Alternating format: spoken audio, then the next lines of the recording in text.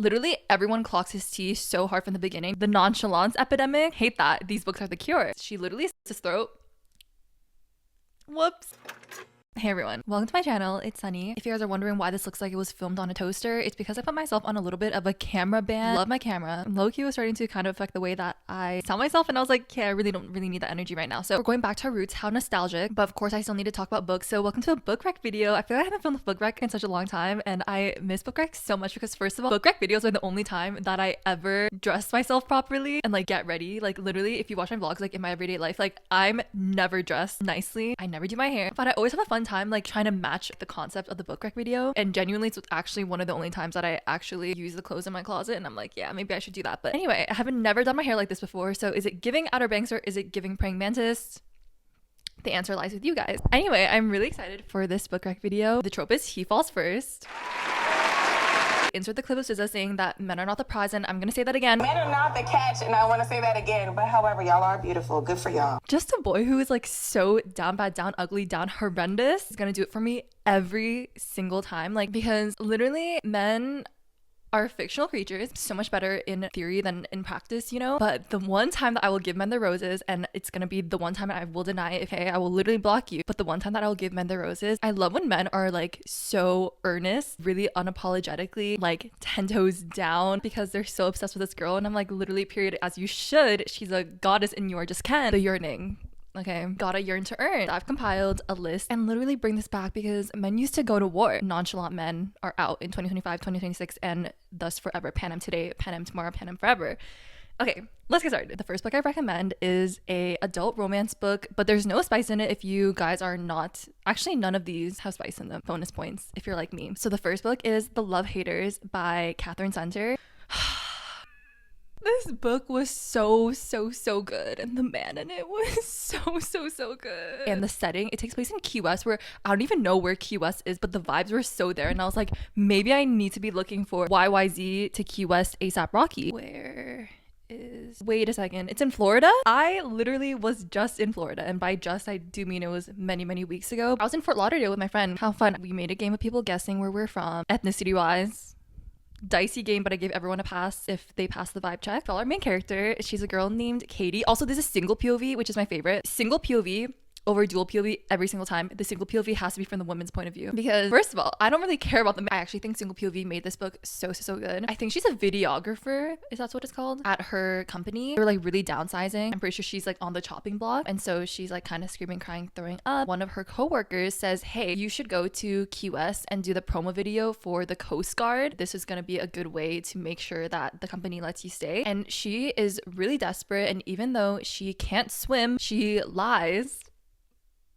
And I support women lying. She lies and says that she can swim and she'll go do it because she needs to save her job. The person that she's actually filming this promo video around is actually the coworker's brother, a man named Hutch. She ends up asking him for swim lessons, forced proximity, and like that's how they kind of meet each other. Hutch, his name's Tom Hutchinson or something. His brother calls him a love hater because he's like kind of never super been in a romance, doesn't really care about it, is kind of a hater. Not really a hater, he's just like kind of like quiet and stoic. And he actually went viral a couple of years back for saving Jennifer Aniston's dog. That's like canon in this book, by the way. But he's super low key and he like doesn't want the clout. He just kind of wants to chill with his dog on the boat. You can just tell that this man is so smitten with her from the very beginning. Literally everyone clocks his tea so hard from the beginning because we meet this like group of just like older women who are like obsessed with Hutch. They always talk about how he's so quiet and like will not say like one word to you, even though he is fine as hell, fine specimen. But then the second that he meets Katie, this man suddenly blabbing, great conversation, story time, mukbang, story time. And she is literally like, why does everyone say that you're so quiet?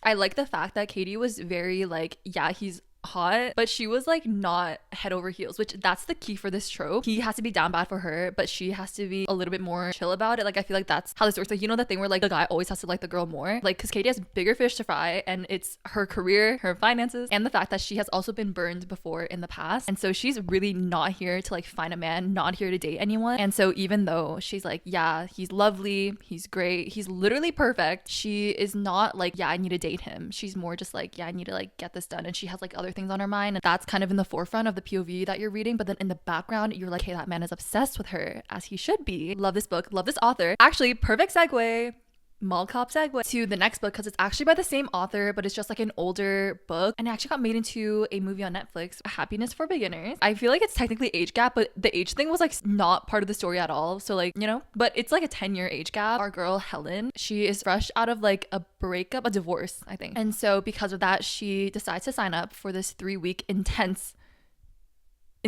hiking trip. It's very, very intense. Like, it's not for beginners, even though it says that it is. Like, people can like get killed or like get injured on this trip, and she's like, yep, I'm gonna do that with no hiking experience whatsoever, and I'm gonna come back like a changed woman. Helen has a younger brother, 10 years younger than her. It's not her younger brother, but that would be insane. Oh my god, crazy. Sweet home out. Anyway, her younger brother has a best friend named Jake, and they've been friends since college, I think. She's known Jake for a minute. He was even like at her wedding, and Jake has been in love with Helen all of this time. Again, this is a case where I feel like the book really does this very well, where the girl actually could not care less about finding a man. Like, it's not even a star in the sky. Turns out that Jake actually also signed up for this exact same hiking trip, and she had no idea, and she doesn't like it because she doesn't like want anyone to know her on this trip, and so she makes Jake promise to pretend that they don't know each other on this trip, which, by the way, Helen as the main character was like my least favorite part of the story. I was just like, it's kind of weird. My favorite part about this book was Jake. First of all, he did not care about the age thing at all. I was like, okay, like, okay, hell yeah. But he does not hide at all the fact that he is into Helen. The guy who plays him in the movie, it's the no playing games for me. He obviously respects her wishes. Like, he does what she requests, but he is always, also, he is a med student, and throughout the book you can see like Helen has always only viewed him as her younger brother's best friend, and she like has beef with her younger brother also. Like, you find out that nope, Jake is actually very, very different. He's just so caring. He does not hide the fact that he's like, yeah, you were too good for your husband, like. And also, sorry, something about like a younger man, not illegally younger, by the way, something about the audacity to go after an older woman is like, that can really be a hit or miss. And in this book, it was really a hit. In Korean, we have an expression that's like, that they go in like, 직진 means like straight line, and it means like someone who's like so direct and like straightforward and like goes after what they want in terms of like person and like romantic interest, and like not playing games, and it's like clear to everyone. And like that was very much the vibe of this book, and I was eating it up. Next is Like Real People Do. It's between two boys. For me to like this trope, it actually doesn't have to be between like a man and a woman. It just has to be like a man who is down bad, down ugly, because like I said, I just love rooting for it and like reading about men who are like sincere. It's literally an epidemic. The nonchalance epidemic. Hate that. These books are the cure. I don't know people's names every single time. I'm so sorry. Yeah, our two main characters are Elijah. He is the figure skater, and he's also mixed race and disabled representation. And then we follow Alex, and he is actually the new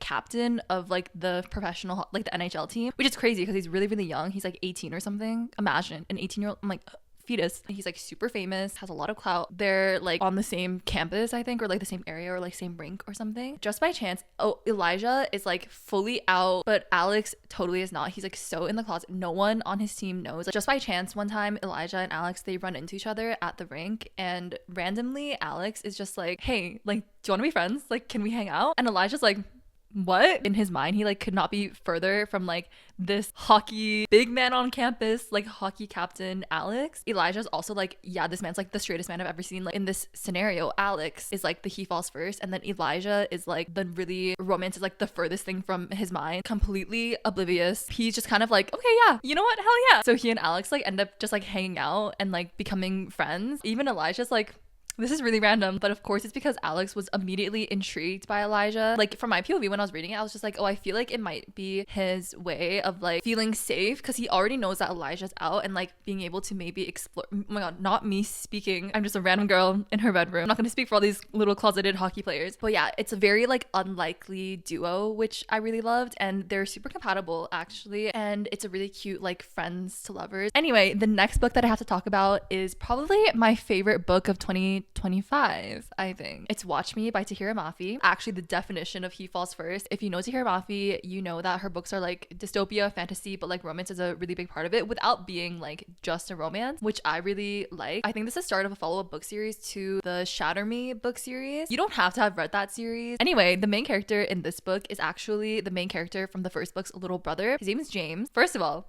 love the name James. Already rooting for you. Amazing, beautiful showstopper. He actually has the ability to heal. He's kind of like invincible. The girl in this book, her name is Rosabelle. She is part of the enemy, and she has kind of been like trained to be like a mercenary, like pretty much like a killer. And she's like actually dead inside. I'm not even saying that in like a Tumblr 2014 like kind of way. Like that's how they condition her to be, so that she's like literally a shell of a person and a weapon. And the reason that she does this is because the only person and only thing she cares about is her younger sister who's sick, and this is the only way that she can like save her sister. In the nation of this world, this really corrupt government has already been conquered in the previous series, and the only remainder of this government is on this isolated island that no one has been able to get to, and any spies that they try to send has always died. And so James ends up sneaking off and trying to go to this island on his own, and of course he ends up being caught. This happens right at the beginning of the book, and Rosabelle is sent to unalive him. And you literally see this in like the opening of this book is she literally slits his throat. Whoops. Of course, no one knows that James is like unkillable. Like he just can spontaneously heal. So he doesn't end up dying. He ends up healing and ends up being able to escape. Rosabelle ends up being told that she has to go with him as a spy. So she lets herself, I guess, be captured or like taken away. But in actuality, they have sent her to infiltrate. But the main thing about this is that James, I don't believe in love at first sight, but if I did, I would want whatever this man was drinking. Like, oh my God, like the second that she shows up to slit his throat, he's like, oh my gosh, she's so pretty. You smell like apples. I'm pretty sure it's the first thing that he says. And then she slits his throat, and then she's like, wait, what? The quotes from this book actually live in my mind rent free, and I want it engraved in my tombstone. This is dual POV, and James's POV, everyone can see it from the very second that he talks to this girl. He is actually a wreck and ruined for the rest of his life. There's truly nothing like a helpless man. So he ends up being the one who's like sent in to like try to talk to her, like solicit information from her. But, like the entire time in his head, he's just like, oh my gosh, she's so pretty. She's so gorgeous. Like I can't even look at her in the eyes. Like, oh my gosh. When she looks at him, he like actually starts malfunctioning and then like has to leave the room and like do a lap. And I was just like,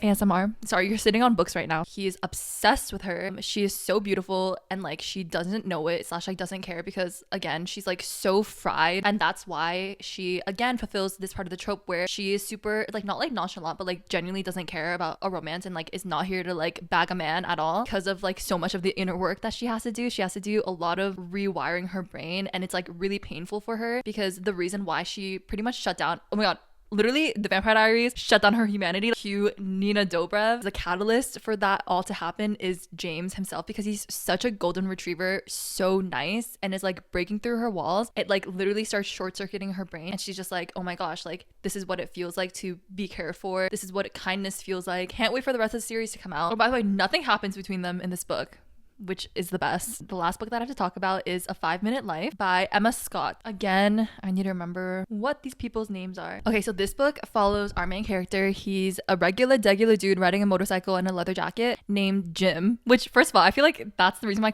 I was like, his name is something like really mundane and out of pocket, like John or something. It's Jim. He is kind of a nomad. He's just been traveling, stay in places, do temporary jobs, like that kind of thing his whole life, because he was like in the foster system, and he gets like a job as kind of like a staff, just like a general staff member at this like institution, like a mental health institution. The first day that he goes into this place, he literally sees this girl, and she's just like looking at a painting in the lobby. He goes up to her, and he immediately love at first sight, so smitten, as he should be. And this girl is named Thea, and she is actually a patient at this institution, and he had no idea. He thought that she was a visitor, and the reason is because she was actually in a car accident that created a 5-minute life for her, as in her memory resets every 5 minutes. Now he's like, oh wait, she's a patient, also there's no future here. He ends up just like working at this institution. He sees her every now and then. Every time that he does see her, she introduces herself, and they have like kind of like similar conversations all the time. So sweet. Like you can just see that there's a connection between them every single time her memory resets. All the staff workers at this place are also super protective of her. She's like so beautiful, and no one wants anyone to like take advantage of her memory, you know? And Jim is very quiet, very stoic, and he wins everyone over because people can tell that he is like genuinely such a nice dude. And I was reading this book, and I was like, literally, what is it? This is literally, I'm literally being a masochist reading this book, because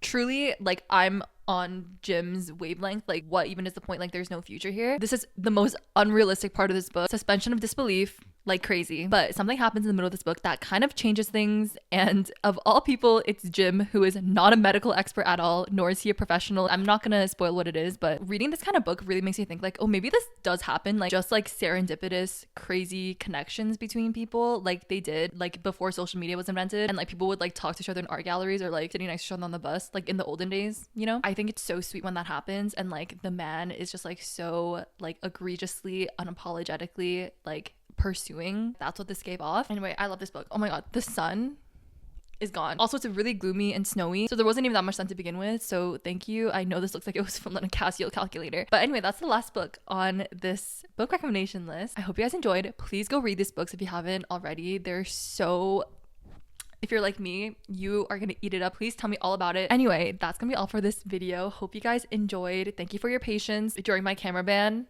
Please be patient. Subscribe down below if you haven't already. You can follow me on my socials. They're linked in the description. I'll see you guys all in the next one. Bye. Good luck chart. Good fortune, Toby. Damn, I haven't said that in a minute.